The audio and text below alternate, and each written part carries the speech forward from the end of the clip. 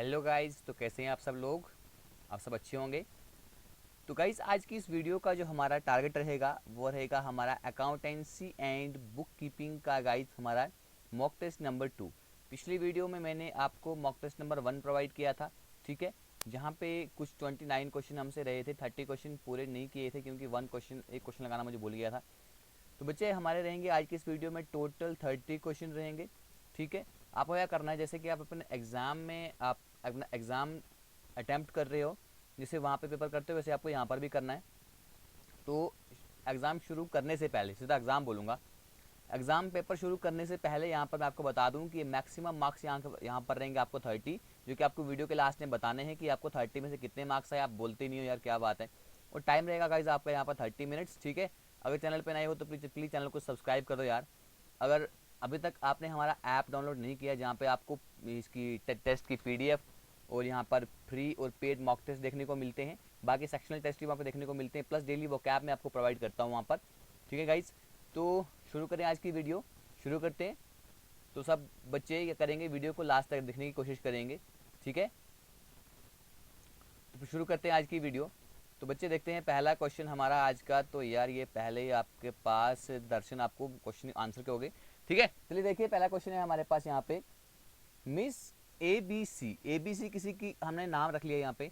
Hindu undivided family, HUF का meaning क्या होता है, हिंदू अनडिवाइडेड फैमिली जो है, हुज कंट्रोल, जिसका कंट्रोल और मैनेजमेंट जो है, ठीक है, वो पार्शली यहाँ इंडिया से मैनेज करते हैं और पार्शली जो है ओवरसीज से प्रोवाइड करते हैं, ठीक है। वो क्या करते हैं, उसको मैनेज करते हैं। हैविंग मिस्टर ए, जिनका मिस्टर ए करता जो है, who has never left India, जिसने यहाँ से कभी भी इंडिया नहीं छोड़ा है, ठीक है। मतलब ए ने यहाँ पे इंडिया नहीं छोड़ा है।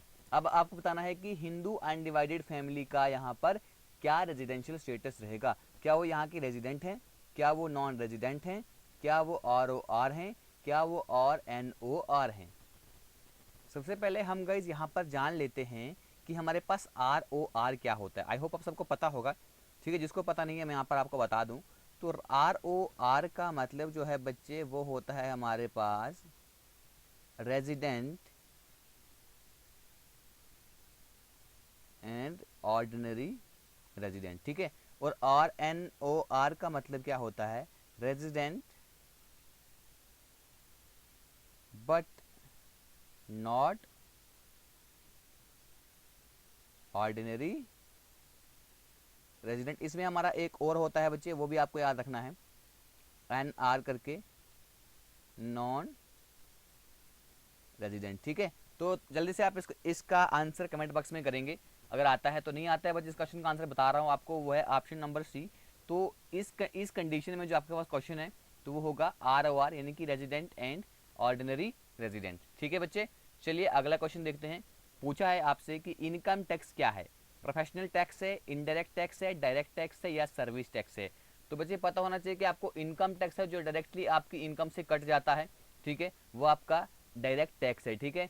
तो जैसे कि आपके पास GST है, ठीक है, GST आपको बताना है क्या ये इनडायरेक्ट टैक्स है या ये डायरेक्ट टैक्स है, ठीक है। कौन सा टैक्स है ये आप मुझे बताएंगे कमेंट बॉक्स में। GST क्या है, इनडायरेक्ट टैक्स है या ये डायरेक्ट टैक्स है, ठीक है, ये आपको मुझे बताना है। चलिए बच्चे अगला क्वेश्चन हम देखते हैं। यहाँ पे अगला क्वेश्चन क्या है, पूछा है indirect material used in production is classified as. जो इनडायरेक्ट मटेरियल जो होता है जो हमारी प्रोडक्शन में यूज होता है उसे हम क्या क्लासिफाई करते हैं, उसे हम मीनिंग क्लासिफाई करने का मतलब यहाँ है उसे हम क्या कहते हैं, ठीक है। ऑफिस ओवरहेड कहते हैं, सेलिंग ओवरहेड कहते हैं, डिस्ट्रीब्यूशन ओवरहेड कहते हैं या बच्चे फैक्ट्री ओवरहेड कहते हैं। तो क्या कहते हैं हम उसे, उसे हम कहते हैं बच्चे फैक्ट्री ओवरहेड, ठीक है। जो डायरेक्ट मटेरियल हमारी फैक्ट्री यूज करती है उसे हम बोलेंगे फैक्ट्री ओवरहेड। तो बच्चे अगला क्वेश्चन यहाँ पर आप देख रहे हैं, which of the following is usually a short term budget. इनमें से शॉर्ट टर्म बजट किसको कहा जाता है, capital expenditure budget, research and development budget, cash budget और सेल्स बजट। तो बच्चे यहाँ पर जो हम शॉर्ट टर्म बजट कहते हैं, शॉर्ट टर्म बजट हम कहते हैं यहाँ पर कैश बजट को। तो अब एक क्वेश्चन यहाँ से आपको दूसरा क्वेश्चन भी पूछूंगा यहाँ से कि जो हमारी यहाँ पे लॉन्ग टर्म बजट होती है, ठीक है, लॉन्ग टर्म बजट हम किसको कहते हैं, ठीक है बच्चे, लॉन्ग टर्म बजट हम किसको कहते हैं। ये कमेंट बॉक्स में आपको उसको आंसर करना पड़ेगा। चलिए बच्चे ये क्वेश्चन देख लीजिए, dash is the first step of budgetary system. यहाँ पर आपके लिए कुछ क्वेश्चन भी सॉल्व करने के लिए होंगे, टेंशन नहीं कीजिएगा, जैसे एग्जाम का पैटर्न होता है वैसे क्वेश्चन पेपर बनाया है आपका। आपको बताना है कि जो बजटरी सिस्टम होता है उसके फर्स्ट स्टेप क्या है, और जितने भी बजट होते हैं वो इसके ऊपर डिपेंड करते हैं। Dash is the first step of budgetary system, budgetary system का पहला स्टेप, और जितने भी बजट हैं वो सब इसी बजट के ऊपर डिपेंड करती हैं। Cost budget, sales budget, production budget are none of the above. तो बच्चे इस क्वेश्चन का जो हमारा उत्तर रहेगा वो है हमारे पास ऑप्शन नंबर बी, यानी कि सेल्स बजट। क्या है? Sales budget. सेल बजट जो है वो सबसे बजटरी सिस्टम जो होता है हमारा, उसका सबसे फर्स्ट स्टेप होता है, और जितने भी बजट होती है बाकी वाली वो सब इसके ऊपर डिपेंड करती हैं। ठीक है गाइज, चलिए ये क्वेश्चन देख लीजिए। इस क्वेश्चन में पूछा है the money market where debt and stocks are traded. आपको उस मनी मार्केट का नाम बताना है जहां पे डेट और स्टॉक जो होते हैं उनको ट्रेड किया जाता है, and maturity period is more than a year, जिसका मैच्योरिटी पीरियड जो है वो 1 साल से ज़्यादा होता है।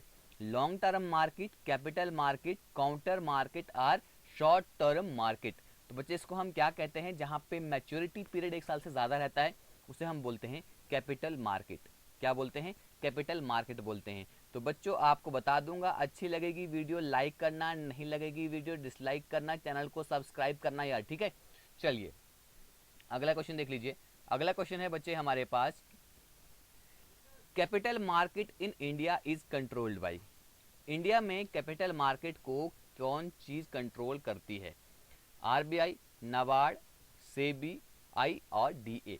तो इसका जो हमारे पास आंसर है, इसका आंसर है हमारे पास ऑप्शन नंबर सी, यानी कि सेबी, स्टॉक एक्सचेंज एंड, जो हम बस इसकी क्या होती है, फुल फॉर्म होती है। ठीक है, चलिए अगला क्वेश्चन देखिए। Revenue is not recognized until it is earned. Revenue को हम तब तक रिकॉग्नाइज नहीं करते हैं जब तक हम इसको कमा ना लें। ठीक है, एंड रियलाइज्ड और एटलीस्ट रियलाइजेबल टू विच, कौन सा अकाउंटिंग प्रिंसिपल ये कहता है या कौन सा स्टेटमेंट ये कहता है? Separate entity concept, revenue recognition principle, going concern concept और कंजर्वेटिज्म कंसेप्ट। तो बच्चे यहाँ पर जो है revenue is not recognize until it is earn, तो इसमें हम कहते हैं रेवेन्यू रिकॉग्निशन प्रिंसिपल। तो बच्चे अगला क्वेश्चन हम यहाँ पर देखते हैं, एक्सपेंडिचर इनकर्ड 20,000, 20,000 का एक्सपेंडिचर यहाँ पे इनकर्ड हुआ है for trial run of a newly installed machinery. जो न्यूली इंस्टॉल्ड मशीनरी है उसके ट्रायल रन के लिए। ठीक है, तो ये हमारा कौन सा एक्सपेंस होगा ये आपको बताना है बच्चे। क्या होगा? प्रिलिमिनरी एक्सपेंस होगा, रेवेन्यू एक्सपेंडिचर होगा, कैपिटल एक्सपेंडिचर होगा, या डेफर्ड रेवेन्यू एक्सपेंडिचर होगा। ठीक है, तो ये आपको यहाँ पर बताना है। तो बच्चे देखिए इसका जो आंसर है हमारे पास, अगर आप कोई न्यूली ट्राई कर रहे हैं इंस्टॉल कंपनी के लिए, ट्राई के लिए जो आपने पैसा खर्च किया है उसे हम क्या कहते हैं? क्या कहते हैं बच्चे? उसे हम कहते हैं कैपिटल एक्सपेंडिचर। ठीक है, क्या कहते हैं? Capital expenditure. ठीक है, तो इस अगला क्वेश्चन हम यहाँ पे देखेंगे, कैश रिसीव्ड फ्रॉम,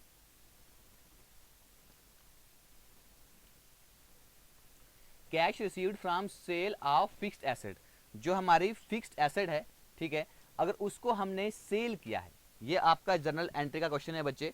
ठीक है, यहाँ पे पूछा गया है cash received from sale of fixed asset. Fixed asset की सेल से जो कैश हमने रिसीव किया है वो कौन से अकाउंट में क्रेडिट होता है? Profit and loss account, fixed asset account, depreciation account और बैंक अकाउंट। तो देखिए बच्चे यहाँ पे आपको क्रेडिट पूछा है। ठीक है, आपको डेबिट भी पता होना चाहिए और क्रेडिट का भी पता होना चाहिए कि किस अकाउंट में क्या चीज डेबिट होगी और किस अकाउंट में क्या चीज क्रेडिट होगी। ठीक है, कैश रिसीव्ड, अब यहाँ पे क्या आया है? कैश को आपने रिसीव किया है। ठीक है, सेल ऑफ फिक्स्ड एसेट, आपने फिक्स्ड एसेट, आपसे आपके पास क्या चीज आया? आपके पास कैश आया, तो आपसे गया क्या? आपसे क्या चीज गई? जो आपकी यहाँ पे फिक्स्ड एसेट थी, ठीक है, वो आपसे चली गई।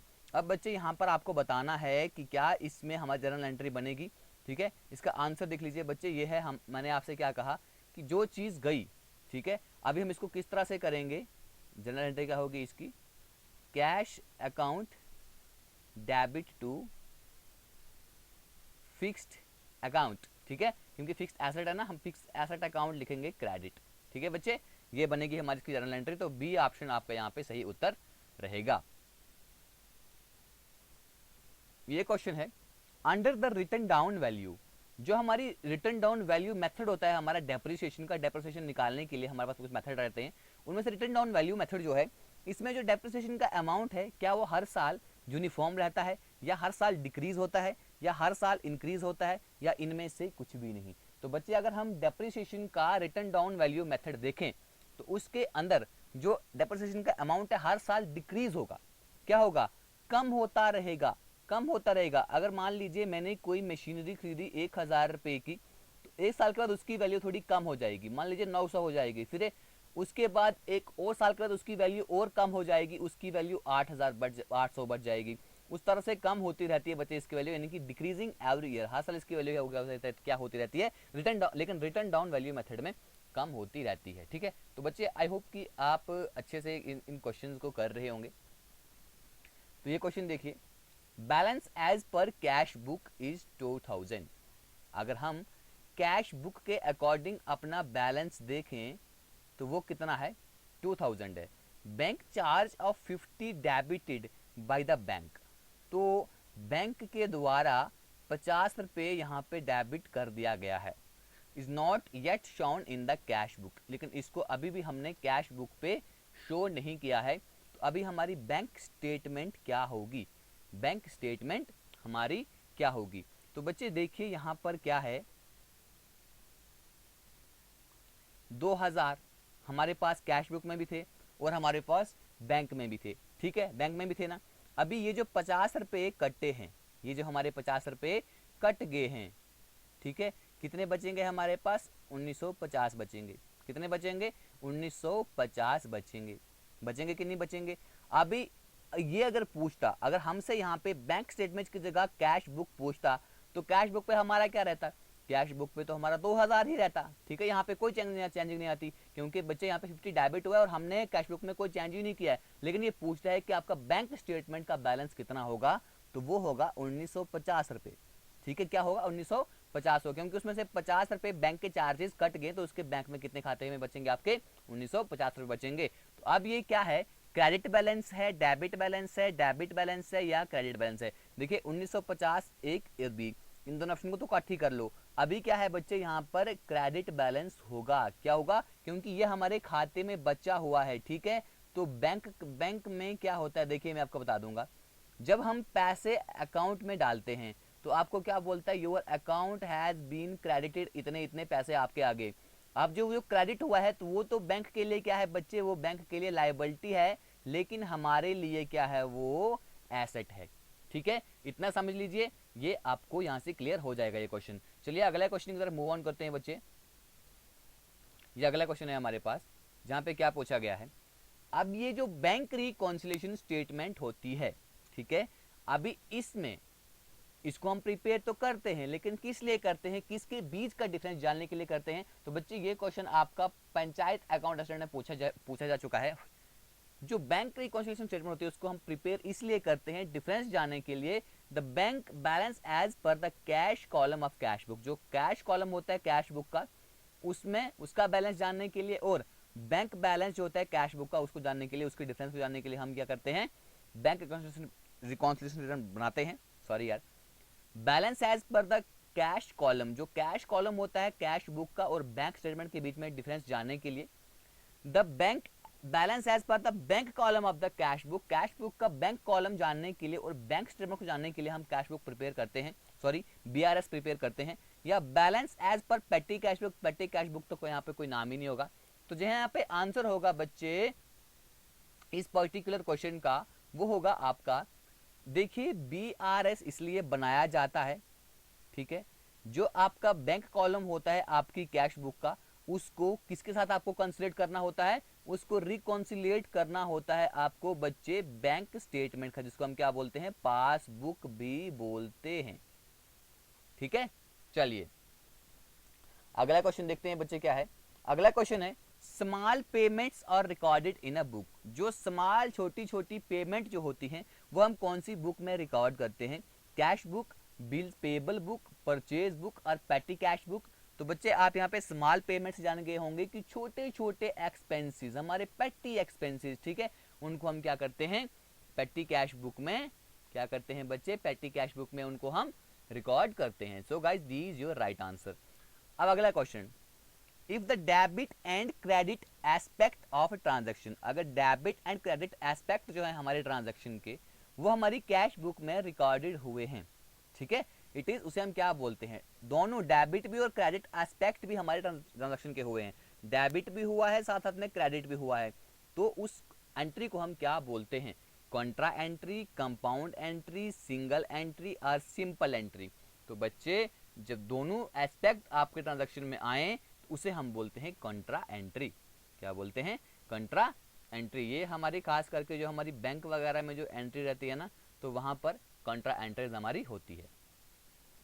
चलिए एक इंपॉर्टेंट क्वेश्चन है ये भी आपके एग्जाम पॉइंट ऑफ व्यू से, ठीक है। As per new section 115 BAC, section 115 BAC insert हुआ है, ठीक है। इस सेक्शन के अकॉर्डिंग टैक्स रेट जो है इंडिविजुअल के लिए जिसकी एज 54 की ऊपर होगी उसके अकॉर्डिंग, और जिसकी इनकम जो है 8,05,000 होगी, ठीक है, मतलब 8.5 लाख से ऊपर होगी, तो उसको कितना परसेंट यहाँ पे इंटरेस्ट पे करना पड़ेगा इस स्लैब के अकॉर्डिंग? तो बच्चे यहाँ पे इसको करना पड़ेगा 15%। कितना पड़ेगा? 15%। तो आप ये याद रखिएगा कि एक क्वेश्चन आपका यहाँ से बनने वाला है कि कितनी एज के लिए कौन से, मतलब कि इनकम टैक्स जब होता है तो कितनी एज के लिए कितना परसेंट वो आपको पूछेंगे, ये क्वेश्चन जरूर, ठीक, कितना परसेंट लेते हैं ये आप याद रखिएगा, ठीक है। चलिए बच्चे अगला क्वेश्चन हम यहाँ पर देखते हैं। देखिए 16 क्वेश्चन सो फार हमने कर लिए हैं, तो 16 में से कम अभी तक आपका 12 से प्लस स्कोर होना चाहिए। नहीं भी है कोई बात नहीं, टाइम बहुत है, तैयारी कर लीजिए। If Mr. A abuses the tax loopholes in Income Tax Act, अगर एक मिस्टर ए किसी का नाम है, ठीक है, जो इनकम टैक्स एक्ट में जो उसके कुछ लूप होल्स आ रहे हैं, ठीक है, and try to manipulate the law against the moral of law, और वो इस लॉ को जो मॉरल ऑफ लॉ है उससे अगेंस्ट मैनिपुलेट करना चाहता है, इट इज, उसे हम क्या कहते हैं? Tax avoidance, tax evasion, tax management, tax planning. तो बच्चे उसको हम क्या कहेंगे? उसको हम कहते हैं टैक्स अवॉइडेंस। अभी यहाँ पर देखिए क्वेश्चन को समझिएगा, कहीं टैक्स इवेजन मत लगा के आना। टैक्स इवेजन क्या होता है? जब वो टैक्स ना दे, ठीक है, टैक्स ना दे, टैक्स से बचे, टैक्स से भागे, अपनी प्रॉपर्टी कम शो करे, उसे हम कहते हैं टैक्स इवेजन, ठीक है। चलिए अगला क्वेश्चन देखिए। Net profit plus operating expenses is equal to cost of good sold, amount of sales, net sales और ग्रॉस प्रॉफिट। तो ये आपको बताना है, ये फार्मूला अगर आपको आता है तो आप इसको क्वेश्चन को आसानी से कर लेंगे, ठीक है। तो बच्चे ये हमारा होता है, अगर आपको ग्रॉस प्रॉफिट निकालना है तो उसके लिए होता है हमारे पास नेट प्रॉफिट प्लस होता है हमारे पास ऑपरेटिंग एक्सपेंसेस, ठीक है बच्चे। चलिए अगला क्वेश्चन देखते हैं। अगला क्वेश्चन, यहाँ पे क्वेश्चन पूछा गया है आपसे, इसको सॉल्व भी करना पड़ेगा, ठीक है। चलिए ओपनिंग कैपिटल इज, अब यहाँ थोड़ा हम लिखते रहेंगे, ओपनिंग स्टॉक लिखते हैं, कितना है हमारे पास? 60,000, ठीक है। ड्राइंग्स कितनी है हमारे पास? 5,000। जो कैपिटल हमारे पास इंट्रोड्यूस हुई है वो कितनी है? 10,000, ठीक है। उसके बाद हमारे पास क्लोजिंग कैपिटल, ठीक है, क्लोजिंग कैपिटल कितनी है बच्चे हमारे पास? वो है 90,000, ठीक है। अभी आपको यहाँ पे क्या निकालना है? The value of profit earned during the period. इस पीरियड के दौरान जो हमारे पास प्रॉफिट की वैल्यू रहेगी वो कितनी होगी, ठीक है। देखिए बच्चे इसके लिए ना आपको क्या पता होना चाहिए? इसके लिए आपको फार्मूले का पता होना चाहिए कि यहाँ पे हमें कौन सा फार्मूला इस्तेमाल करना है, ठीक है।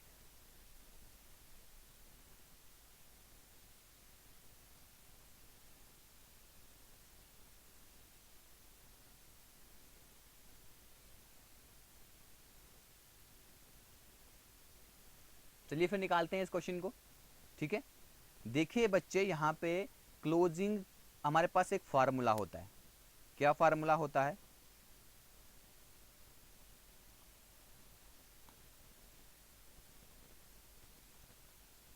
अगर हमें कॉस्ट ऑफ गुड्स सोल्ड निकालना है, ठीक है, उसके बाद ही हम प्रॉफिट निकाल पाएंगे ना।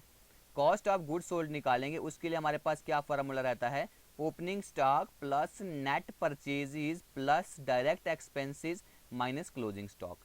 ठीक है, चलिए अब इसको देखते हैं हम। ओपनिंग स्टॉक कितना है बच्चे हमारे पास? ओपनिंग स्टॉक है हमारे पास 60,000। ठीक है, नेट प्रॉफिट अभी हमारे पास यहाँ पे नेट परचेजेज यहाँ पे पूछा है, वो कितना है। उसके बाद डायरेक्ट एक्सपेंसेस हमारे पास यहाँ पर क्या है, तो क्लोजिंग स्टॉक कितना है बच्चे हमारे पास यहाँ पे, जो जो हमें दिख रहा है साफ साफ उसको हम लिखते रहेंगे। ठीक है, ये माइनस करना है भी यहाँ पे आपको। तो ये डी जो है हमारे पास क्या है? ड्राइंग। तो ड्राइंग क्या होता है बच्चे? हमारा एक्सपेंस होता है। तो एक्सपेंस हम लिखते हैं यहाँ पे कितना है हमारे पास? 5,000 का। ठीक है, 5,000 का एक्सपेंस है हमारे पास यहाँ पे। उसके बाद ये कैपिटल यहाँ पे इंट्रोड्यूस हुई है हमारे पास। ठीक है, तो इसको हम लिखते हैं परचेजेस। तो बच्चे देखिए यहाँ पे करना है क्या आपको इस क्वेश्चन में? सबसे पहले देखिए आपको क्लोजिंग कैपिटल कितनी बची है प्रॉफिट निकालने के लिए। क्लोजिंग कैपिटल कितनी बची है आपके पास बच्चे? ये बची है आपके पास 90,000। ठीक है, तो आपने ड्राइंग कितनी की है वो भी आपको इसमें मेंशन करना है, इसमें प्लस कर दीजिए ड्राइंग को, तो आपके पास आ जाएगा बच्चे 95,000। ठीक है, उसके बाद क्या कर लीजिए आप? उसके बाद आप कर लीजिए यहाँ पे जो आपका क्या है कैपिटल इंट्रोड्यूस हुआ है। कितना कैपिटल इंट्रोड्यूस हुआ है? तो 10,000 का कैपिटल यहाँ पे आपके पास इंट्रोड्यूस हुआ है। ठीक है, 10,000 आप यहाँ पे किसको कर लीजिए? 10,000 को माइनस कर लीजिए। तो 95 में 10,000 माइनस करेंगे तो आपके पास आ जाएगा 85,000। ठीक है, अभी बच्चे यहाँ से इसमें से और आपको फिर क्या माइनस करना पड़ेगा? इसमें से आपका जो ओपनिंग कैपिटल है, ठीक है, इसमें से आप ओपनिंग कैपिटल को माइनस कर लीजिए। ओपनिंग कैपिटल को माइनस करने के बाद 60,000 आपका ओपनिंग कैपिटल है, तो बच्चे आपके पास 25,000 यहाँ पर इसका आंसर आ जाएगा, जो कि आपका क्या रहेगा? प्रॉफिट रहेगा। ठीक है, अगर समझाना नहीं आएगा तो बच्चे अकाउंटेंसी बैकग्राउंड से नहीं हूँ, I had tried it my best. ठीक है, मेरे से जितना हुआ है मैंने उतना किया है। अब ये नहीं बोलना सर आता नहीं है, ठीक है, जितना आता है उतना कर रहा हूँ क्योंकि अकाउंटेंसी मेरा बैकग्राउंड नहीं है। ठीक है, चलिए अगला क्वेश्चन देख लीजिए। In single entry, in single entry, single entry में मोस्टली क्या होता है? Personal aspect of transaction are recorded. जो हमारी ट्रांजेक्शन के जो पर्सनल एस्पेक्ट्स होते हैं उनको हम यहाँ पे रिकॉर्ड करते हैं। नॉमिनल एस्पेक्ट हम यहाँ पर रिकॉर्ड करते हैं, या रियल एस्पेक्ट हम यहाँ पर रिकॉर्ड करते हैं, are all of the above. तो बच्चे आपको पता है कि सिंगल एंट्री सिस्टम में हम करते क्या है? सिंगल एंट्री सिस्टम में हम क्या करते हैं? जो पर्सनल एस्पेक्ट होते हैं, ठीक है, यानी कि जो हमारे पर्सनल अकाउंट होते हैं उनको ही हम सिंगल एंट्री में क्या करते हैं? रिकॉर्ड करते हैं। ठीक है, नॉमिनल और रियल एस्पेक्ट यहाँ पर रिकॉर्ड नहीं होते हैं। ठीक है, चलिए ये क्वेश्चन देख लीजिए।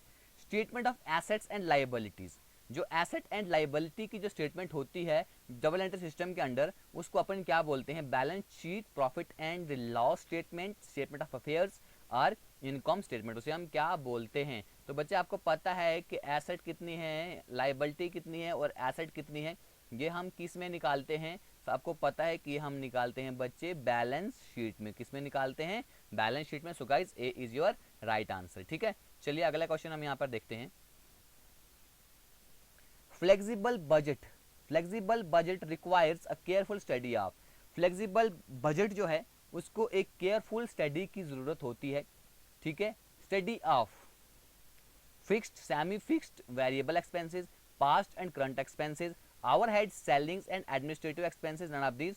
तो फ्लेक्सिबल बजट जो होती है, ठीक है, यहाँ पे स्टडी की जाती है किसकी? ऑप्शन नंबर ए, यानी कि फिक्स्ड, सेमी फिक्स्ड। ठीक है, फ्लेक्सिबल बजट में fixed, semi fixed and variable expenses की यहाँ पे क्या की जाती है? स्टडी की जाती है। ठीक है,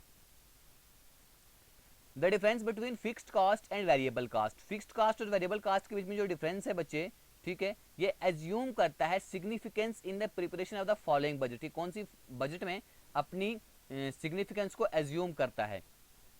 master budget, cash budget, flexible budget और कैपिटल बजट। तो fixed cost and variable cost का जो डिफरेंस होता है उसको हम बोलते हैं फ्लेक्सिबल बजट। क्या बोलते हैं? Flexible budget. आई होप कि आपने बजट की जो सारी टाइप्स हैं वो पढ़ी होंगी। तो अगला क्वेश्चन है प्राइमरी कास्ट। प्राइमरी कास्ट में बी करेक्टली टर्म्ड एज, जो प्राइम है, प्राइम कास्ट को हम क्या बोलते हैं? Sum of direct material and labour cost with all other current cost exclude the total of all cost item. Total cost item को हमने क्या करना है, टोटल करना है सारी कास्ट आइटम को जो डायरेक्टली चार्ज होंगी हमारे प्रोडक्शन के यूनिट्स पे।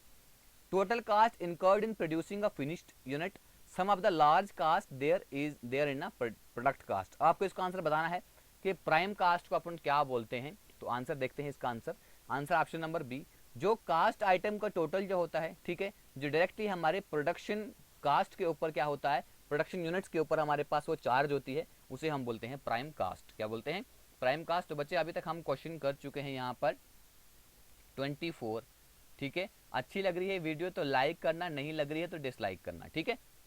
कुछ क्वेश्चन में प्रॉब्लम होगी तो मैं बता दूंगा, जिस क्वेश्चन में मुझे दिक्कत होगी, ठीक है। मैंने बता भी दिया आपको क्योंकि मेरा अकाउंटेंसी बैकग्राउंड नहीं है, ठीक है, फिर भी मैंने कोशिश की है। फ्रॉम द फॉलोइंग इन्फॉर्मेशन, इस इन्फॉर्मेशन से आपको क्या करना है, आपको परचेजेज यहाँ पर निकालने हैं। क्या निकालने हैं, परचेजेज निकालने हैं। जब आपके पास रॉ मटेरियल कंज्यूम कितना है 26,500 है, क्लोजिंग स्टॉक है 4500 है, ओपनिंग स्टॉक है 3000, ठीक है। अब यहाँ पर आपको निकालना है परचेजेज। तो बच्चे देखिए अभी यहाँ पर हमारे पास यहाँ पर फार्मूला एक रहता है, उस फार्मूले को आप याद रखिएगा, ठीक है। जो रॉ मटेरियल कंज्यूम का एक फार्मूला रहता है हमारे पास, वो क्या होता है, opening stock plus purchases minus closing stock, ठीक है। तो रॉ मटेरियल कंज्यूम कितनी हुई है हमारे पास बच्चे, वो याद रखना है आपको, कितनी याद रखना है, लिखना है देख के, is equal to opening stock हमारे पास बताया हुआ है, हाँ बताया हुआ है ओपनिंग स्टॉक कितना है 3000 का हमारे पास ओपनिंग स्टॉक है, परचेजेज आपको निकालनी है, ठीक है, माइनस क्लोजिंग स्टॉक कितना है हमारे पास 4500 है, ठीक है। अब यहाँ पर इस क्वेश्चन को हम करते हैं, देखिए यहाँ पर क्या बोला है 26,500 है, ठीक है। जब आपको इसको यहाँ पे माइनस के यहाँ ले आओगे तो 300,000 को आपको माइनस करना पड़ेगा, प्लस से यहाँ पे तो माइनस हो जाएगा, तो ये कितना बनेगा आपके पास 0053, ये बन गया आपके पास 23,500 क्योंकि 6 में 3 जगह बचेगा 3। अब इसके बाद यहाँ पर देखिए 4500 माइनस में है तो यहाँ पर जाके ये प्लस में बन जाएगा, तो आपके पास बचा का यहाँ पे ये बचा आपके पास, इसमें 4500 को प्लस कर लीजिए तो आपके पास क्या आंसर बचेगा 0000437 और 18 28,000। So guys option C is your right answer, ठीक है। ऐसे क्वेश्चन को प्रैक्टिस करना है, ऐसे क्वेश्चन आपके एग्जाम में पूछे जाएंगे, कम से कम 2-3 क्वेश्चन तो आपके एग्जाम में रहेंगे ही ये वाले, ठीक है। ये क्वेश्चन देखिए, which are the following shows summary of a company's financial position. आपकी कंपनी की फाइनेंशियल पोजीशन की समरी यहाँ पर किसी स्पेसिफिक डेट पे क्या चीज़ हमें शो करती है कि हमारे जो कंपनी की फाइनेंशियल स्टेटमेंट हमारे पास पोजीशन क्या है अभी हमारी, profit and loss account, cash flow statement, balance sheet और इनकम एंड एक्सपेंडिचर अकाउंट। तो किसी फाइनेंशियल कंपनी की फाइनेंशियल पोजीशन जो है किसी स्पेसिफिक डेट पे हमें शो क्या चीज़ करती है, उसे हम बोलते हैं बैलेंस शीट। आपका बताती है कि आपके पास एसेट कितने हैं, लाइबिलिटीज कितनी है, ये सब आपका क्या बताती है, बैलेंस शीट बताती है, ठीक है। Which are the following is an example of business liability, इसमें से बिजनेस लाइबिलिटी की एग्जाम्पल कौन सी है, लैंड, कैश, बिल्डिंग, क्रेडिटर। तो बिजनेस लाइबिलिटी बच्चे यहाँ पर पूछा है, तो बिजनेस की लाइबिलिटी क्या होती है हमारे पास, ऑप्शन इसके आंसर देखते हैं क्या है, इसका आंसर है ऑप्शन नंबर सी। तो बिजनेस की लाइबिलिटी होती है हमारे पास कैश, ठीक है। बिजनेस की लाइबिलिटी क्या होती है, कैश। एक इंपॉर्टेंट क्वेश्चन है, ऐसा क्वेश्चन आपके एग्जाम में पूछे जा सकते हैं, ठीक है। इसकी क्वेश्चन देख लीजिए अगला वाला, अकाउंटिंग में recording is made of, accounting में किसकी रिकॉर्डिंग की जाती है, सिर्फ फाइनेंशियल ट्रांजैक्शन की, नॉन फाइनेंशियल ट्रांजैक्शन की, financial and non financial transaction, personal transaction of the proprietor. तो बच्चे देखिए यहाँ पर इन 4 ऑप्शन में से आपको बताना है सही आंसर कौन सा है। तो देखिए आंसर है हमारे पास यहाँ पे सिर्फ अकाउंटिंग में फाइनेंशियल, कौन सी, सिर्फ फाइनेंशियल ट्रांजैक्शंस ही की जाती हैं, ठीक है, जिसमें हमारे पास फाइनेंस यानी कि मॉनिटरी टर्म्स में पैसे में हो, ठीक है। ये आंसर छोड़ो, ठीक है, क्या होगा, ओनली फाइनेंशियल ट्रांजैक्शंस, ठीक है।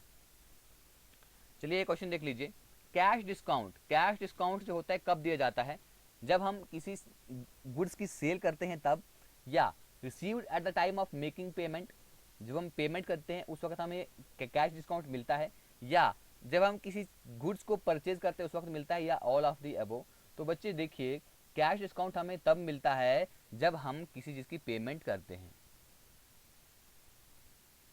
पेमेंट जब करते हैं किसी चीज की तब हमें क्या मिलता है, कैश डिस्काउंट मिलता है। आपको पता है जब आप कोई पेमेंट करने जाते हो, कोई आप जीन्स लेते हो तो वहाँ पे आपको पता है कि कितना इतना 40% कैश डिस्काउंट एक्सेट्रा जो भी डिस्काउंट होता है वहाँ पे, ठीक है। चलिए इस वीडियो का देखते हैं लास्ट क्वेश्चन। अगर अच्छी लग रही है गाइज मेरी एफर्ट, मेरा ये बैकग्राउंड ये नहीं है, फिर भी मैं कोशिश करता हूँ आपके लिए अच्छे से मैं इसको प्रिपेयर कर पाऊँ।